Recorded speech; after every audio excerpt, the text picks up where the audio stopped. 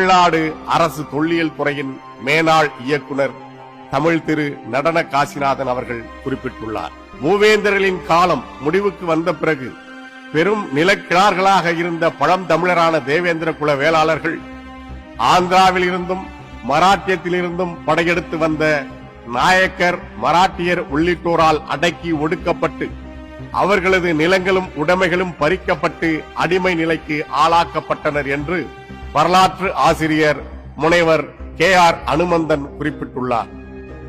All these traditions stress the facts that the Pallas were an ancient community of Tamil Nadu, owners of land and great cultivators, especially of wetlands of the country.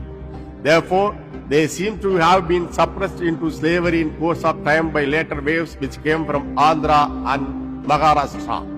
Dr. K.R. Hanumandan pointed out in his book, The Untouchability, a historical study.